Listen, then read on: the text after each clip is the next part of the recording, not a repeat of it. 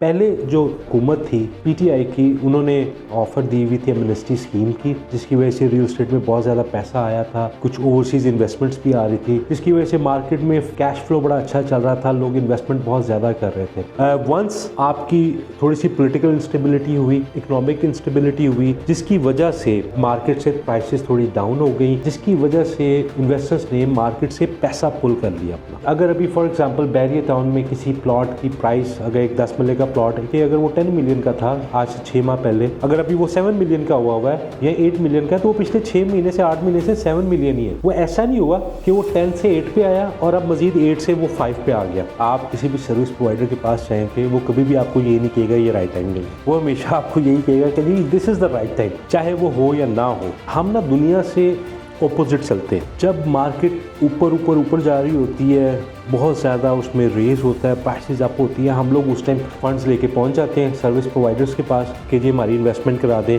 Own पे चीज़ bye कर रहे होते हैं। और जब मार्केट डाउन होती है उस टाइम हम बेचने निकल आते हैं। अस्सलाम वालेकुम, मैं हूं शुगुफ्ता हुसैन आसान होम से। आज हमारे साथ मौजूद हैं वकास बिन रहमान।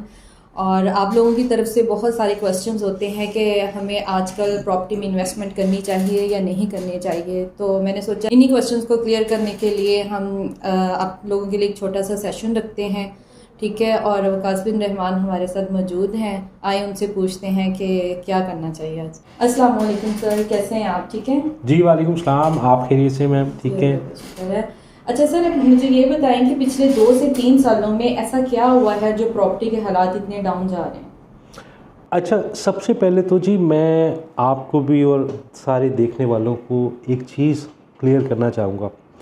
देखिए, कभी भी कोई चीज़ जो होती है ना, वो ऐसा नहीं होता बस ऊपर ही जाती रहे। ये एक नेचर का असूल है कि अप एंड डाउन चीज़ें चलती हैं। सो आपने चूँकि बात की पिछले 2 से 3 सालों में ऐसा क्या हुआ कि रियल एस्टेट डाउन हो गई।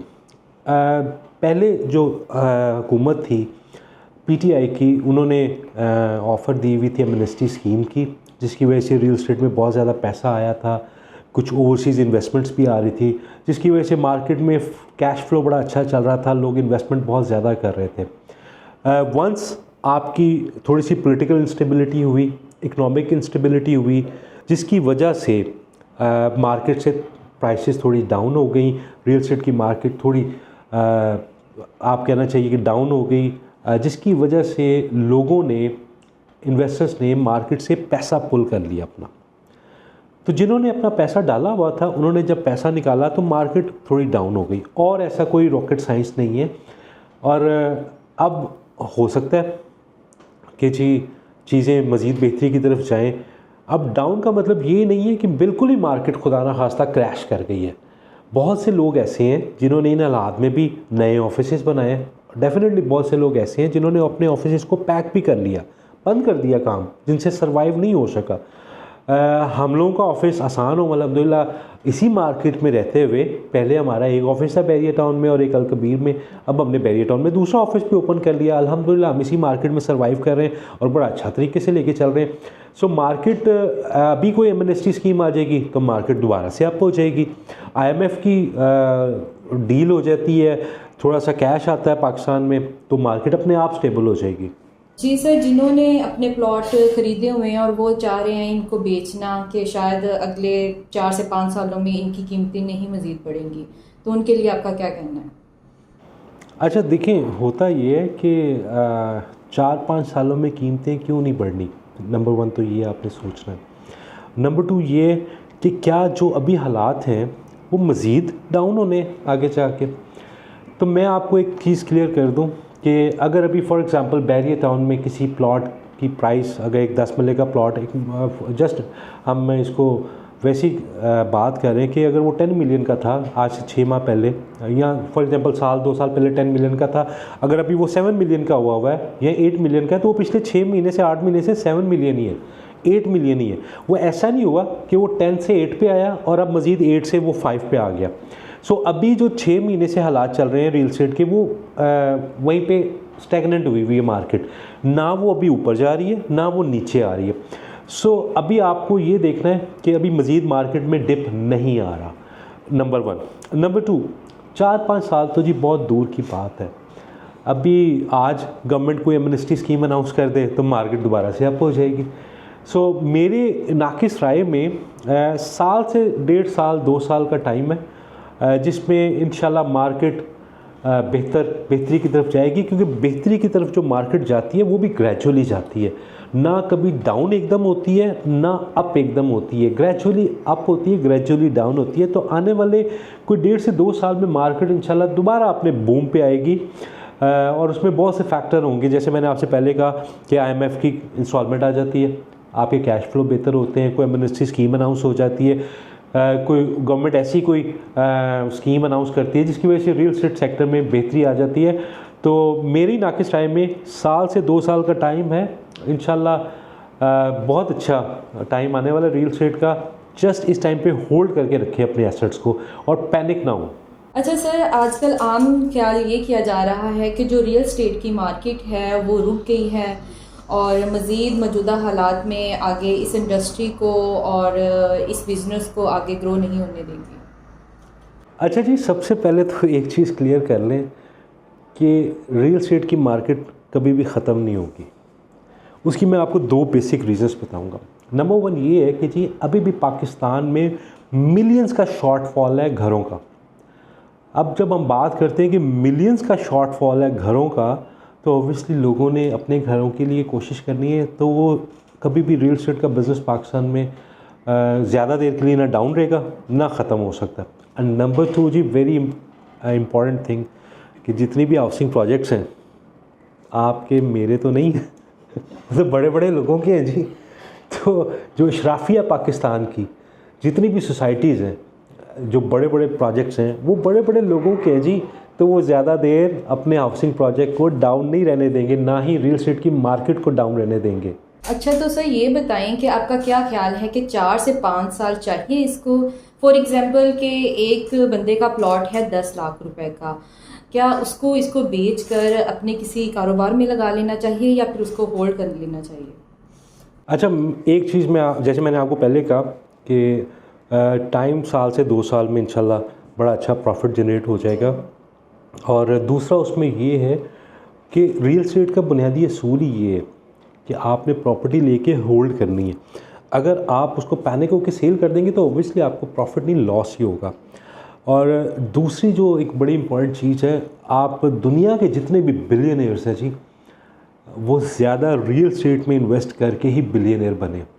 सो इन्वेस्ट, होल्ड और फिर आपने डिसाइड करना है कि कब इसको बेचने जाना है आपने। सर, आजकल कोई कस्टमर है जो कि इन्वेस्टमेंट करना चाहता है और वो किसी सर्विस प्रोवाइडर के पास जाता है इन्वेस्टमेंट के लिए, तो वो उसे कहता है कि ये राइट टाइम है। तो जैसे कि मार्केट के हालात डाउन जा रहे हैं, तो आप बताएं कि राइट टाइम कौन सा है? अच्छा, नंबर 1 तो ये है जी कि आप किसी भी सर्विस प्रोवाइडर के पास जाएंगे, वो कभी भी आपको ये नहीं कहेगा ये राइट टाइम नहीं है। वो हमेशा आपको यही कहेगा कि जी this is the right time, चाहे वो हो या ना हो। अच्छा, दूसरी जो बड़ी इंपॉर्टेंट चीज़ है ना, हम ना दुनिया से ऑपोजिट चलते हैं। जब मार्केट ऊपर ऊपर ऊपर जा रही होती है, बहुत ज़्यादा उसमें रेस होता है, प्राइसेस अप होती है, हम लोग उस टाइम फंड्स लेके पहुंच जाते हैं सर्विस प्रोवाइडर्स के पास कि जी हमारी इन्वेस्टमेंट करा दें, ओन पे चीज़ बाय कर रहे होते हैं।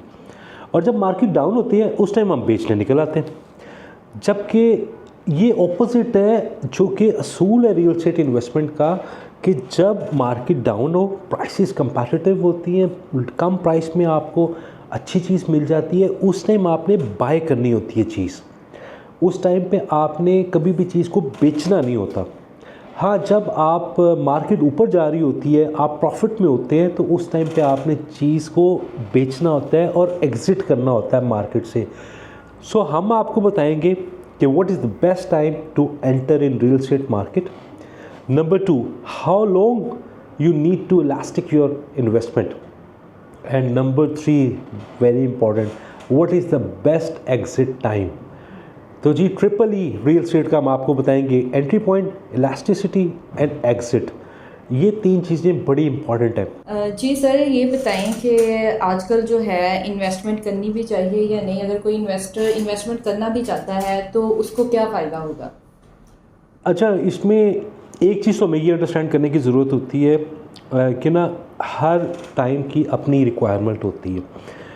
कभी भी ऐसा नहीं, एक टाइम था जब बड़े बड़े मोबाइल सेट थे, या उससे पहले PTCL चलता था, लैंडलाइन जिसको हम कहते हैं, फिर मोबाइल फ़ोन आए और फिर एवोल्यूशन आता गया और इस टाइम टेक्नोलॉजी कहाँ से कहाँ पहुँच गई है। पहले डेस्कटॉप होता था, फिर आपके पास लैपटॉप आ गए, स्मार्ट मशीन्स आ गई।